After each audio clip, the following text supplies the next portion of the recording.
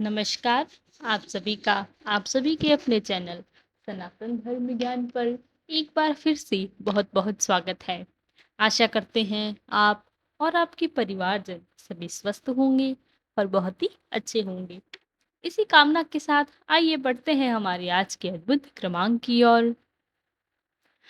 आज के अद्भुत क्रमांक में बहुत से लोगों के जीवन में एक द्वंद्व चलता है। एक प्रश्न अपने आप में रहस्य बन जाता है। हम जीवन में बहुत से प्रार्थनाएं करते हैं, हम ईश्वर से बहुत कुछ कहते भी हैं, लेकिन न जाने क्यों हमारी मनोकामना पूरी नहीं होती। बहुत से लोगों का इसी क्रम में प्रश्न आया है कि भला ऐसी कौन सी प्रार्थना है जिससे कि हमारी हर मनोकामना ईश्वर तक पहुंच भी जाए और पूरी भी हो जाए। आज का क्रमांक आपके इस प्रश्न को दूर करने के लिए बहुत ही सार्थक होगा, तो बने रहिएगा आज के इस क्रमांक में। इसी के साथ बढ़ते हैं आज के इस अद्भुत क्रमांक की ओर। देखिए, प्रश्न यही है, हमारी प्रार्थनाएं आखिर विफल क्यों हो जाती है? क्यों बहुत प्रयास करने के बाद भी हमारे मन की इच्छा जो हम चाहते हैं हमें नहीं मिल पाती? अब इस प्रश्न का एक बहुत ही सटीक प्रत्युत्तर आज आपको महाराज जी के अनुरूप महाराज जी के वाक्य के कथन के अनुसार आपको बताएंगे। आइए पहले जानते हैं महाराज जी ने इस विषय पर क्या कहा है। महाराज जी कहते हैं, महाराज जी का एक वाक्य है, जब भी कोई भक्त अपनी आर्त की पुकार से हमें याद करता है, हमसे प्रार्थना करता है, तो हमारा हृदय डोल जाता है और ये जो सृष्टि है स्वतः ही उस कार्य को कर देती है। यहाँ पर महाराज जी ने सृष्टि की एक बहुत ही बड़ी भूमिका हमें बताई। सृष्टि का आशय यहाँ पर ब्रह्मांड से है और आपने कई बार सुना होगा, ब्रह्मांड की विभिन्न शक्ति मनुष्य की सारी मनोकामनाओं को पूर्ण करने में पूरी तरह से समर्थ है। अब क्या करना चाहिए हमें? अब आइए जानते हैं प्रार्थना किस स्वरूप में कैसे करनी चाहिए। सबसे पहले मैं आपको बता दूं, यदि आप भी प्रार्थना करते हैं, आपकी प्रार्थना विफल हो रही है, तो आज का यह उपाय अवश्य आपके लिए बहुत ही सार्थक होगा। आइए बात करते हैं कि कैसे आपको यह प्रार्थना करनी है। सबसे पहले यदि आप चाहते हैं आपकी प्रार्थना को सही पता मिले, यानी कि आपका जो प्रार्थनाएं हैं उस जगह स्पर्श अवश्य करें जहां से आपकी मनोकामनाएं पूरी करने के लिए, पूरी होने के लिए क्रियान्वयन होती है। और ऐसा जो पटल है वह है ब्रह्मांड का यह दिव्य क्षेत्र। और ब्रह्मांड तक अपनी बात को पहुंचाने के लिए सबसे अद्भुत समय है ब्रह्म मुहूर्त का समय। ब्रह्म मुहूर्त के विषय में हमने कई पहले क्रमांकों में बताए हैं, वहां से आप जानकारी अवश्य ले लीजिएगा। आज के क्रमांक में ब्रह्म मुहूर्त का बहुत बड़ा महत्व है। यदि ऐसे व्यक्ति हैं जो कि थोड़ी देर में सुबह उठते हैं, तो सबसे पहले आपको यह कार्य करना है, ब्रह्म मुहूर्त का ये दिव्य समय अपने जीवन में शामिल कीजिए। आपका जीवन जादुई तरीके से बदलेगा। बहुत रहस्यमय तरीके से आप अपने जीवन में गति कर पाएंगे। ब्रह्म मुहूर्त के समय में उठने के साथ साथ आपको ये प्रार्थना करनी चाहिए।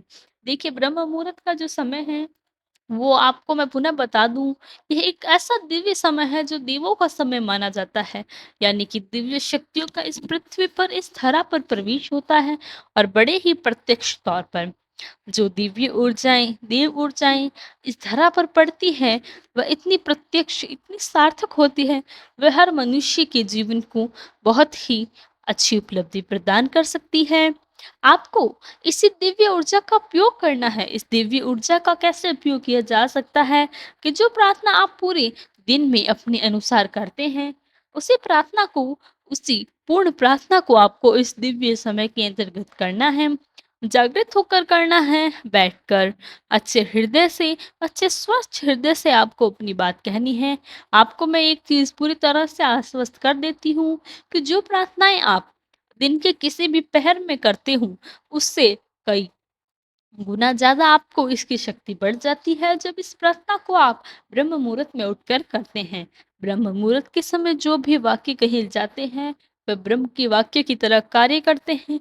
आप सोचिए कि आपकी बात इतना ऊर्जा के साथ, इतनी प्रबलता के साथ जब इस ब्रह्मांड में, उस पटल पर जाएगी, जहाँ से दिव्यता का जागरण होता है, जहाँ से दिव्यता जागृत होती है, उस स्थान पर जब आपके इस दिव्य वाक्य पहुँचते हैं, आप निसंदेह यह ब्रह्मांड आपके हर कार्यों को पूरी तरह से करने के लिए क्रियान्वयन हो जाता है। तभी से शुरू होता है एक ऐसा सिलसिला, जब आपके जीवन की मनोकामनाओं को पूर्ण करने के लिए ये संपूर्ण ब्रह्मांड कार्य करता है। महाराज जी भी यही कहते हैं कि जब महाराज जी का हृदय किसी भक्त की आर्त की पुकार में बहुत ही व्याकुल होता है, तो महाराज जी अपने दिव्य वाक्यों को, जो कि प्रत्यक्ष रूप से इस ब्रह्मांड तक पहुंच जाकर उस भक्त की उस उक्त परेशानी से उस भक्त को निकालते हैं।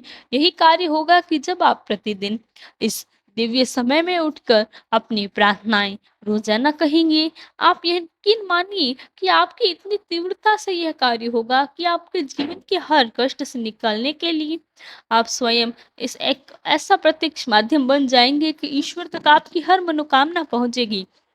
आप सोचिए, आपकी हर बात जब ईश्वर तक प्रत्यक्ष रूप से पहुँच रही है, तो ऐसा भला कौन-सा कार्य है जो नहीं हो सकता? ऐसी भली कौन-सी प्रार्थना है जो पूरी नहीं हो सकती?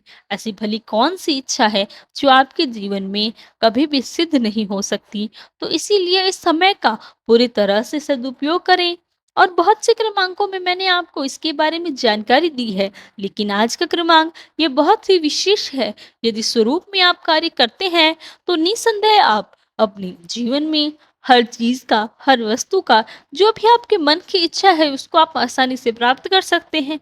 भले आपका आध्यात्मिक गति करना चाहते हैं, भले आप कार्य क्षेत्र में बहुत ही ऊंचाइयों तक पहुंचना चाहते हो, भले आपके कोई ऐसी असाध्य रोगों से जीवन में बहुत सी परेशानी चल रही हो, ऐसे रोगों से आप निजात पाना चाहते हैं, या कुछ भी आपके मन की इच्छाएं हैं जो आप पाना चाहते हैं, वह सब कुछ आपको दिव्य प्रार्थना, ये दिव्य समय आपको अवश्य प्रदान करेगा। प्रार्थनाओं की जब तक बात आती है, मैं इसमें आपको एक बहुत ही सटीक तरीके बताती हूँ कि प्रार्थनाएँ आखिर होती क्या हैं और प्रार्थनाएँ कैसे की जाती है। सबसे अच्छा आपको माध्यम बताया जाए, तो वो यही है कि केवल और केवल अपने शब्दों का प्रयोग कीजिए। क्योंकि आपने जब हृदय को आप अच्छे से जानते हैं, आप ऐसा कोई नहीं व्यक्ति नहीं मिलेगा जो आपसे ज़्यादा आपको जानता है। इसीलिए अपने मन की जो भावनाएँ हैं, उनको व्यक्त करना सीखिए। सबसे बड़ी कला है यह, क्योंकि जो व्यक्ति अपनी भावनाओं को सही प्रकार से जीवन में इस्तेमाल करते हैं और अपनी भावनाओं को सही तरीके से व्यक्त करना जानते हैं, ऐसे लोग जीवन में बड़ी शीघ्रता से सफल होते ही हैं। बड़ी आसानी से उनको सफलता भी मिलती है। तो इसीलिए अपने शब्दों में जो भी आप प्रार्थनाएँ आपसे बनी, वह प्रार्थनाएँ अवश्य कीजिए। प्रार्थनाएँ बहुत ही सटीक तरीके से कार्य करती है।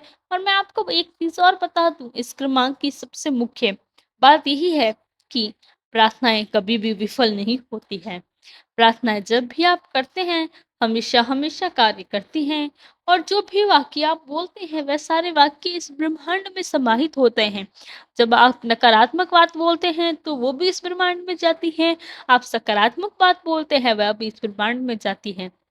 जैसे-जैसे आप इस ब्रह्मांड को अपनी प्रार्थनाएँ भेजेंगे, वैसे-वैसे वो प्रार्थनाएँ क्रियान्वयन होकर आपके जीवन में घटना स्वरूप में अवश्य ही घटित होगी। इसे कोई भी नहीं काट सकता। इसीलिए आप प्रार्थनाओं का सहारा लेकर अपना संपूर्ण जीवन बदल सकते हैं। इसीलिए प्रतिदिन प्रार्थना करने का नियम बनाइए। मुख्यतः आप पूरे दिन में 2 बार प्रार्थना कर सकते हैं, संध्याकालीन और यानी कि ब्रह्म मुहूर्त में की जाने वाली प्रार्थनाएँ, इनका जीवन में सदुपयोग करें। आप पाएँगे कि आप जीवन में बहुत ही चमत्कारिक तरीके से आपका बदल जाएगा। जब तक आपको ये अनुभव नहीं होगा, तब तक आप इस शक्ति को नहीं जान पाएँगे। आप बहुत शक्तिमान हैं, इसीलिए अपनी प्रार्थनाओं का सहारा लेकर अपने जीवन को अपने हाथों से बदल सकते हैं। तो ये था आज का हमारा क्रमांक। आशा करते हैं क्रमांक आप सभी को अवश्य पसंद आया होगा। समय आ गया है विदा लेने का। विदा लेने से पूर्व प्रार्थना का तो मैं ही यही प्रार्थना करूँगी कि महाराज जी का आशीर्वाद हमारे सभी दर्शकों पर बना रहे और उनकी हर मनोकामना महाराज जी अवश्य पूर्ण कर दें। तो इसी कामना के साथ अब विदा लेते हैं। कल फिर मुलाकात होगी ऐसे ही एक अद्भुत क्रमांक के साथ। तब तक के लिए धन्यवाद। जय गुरुदेव।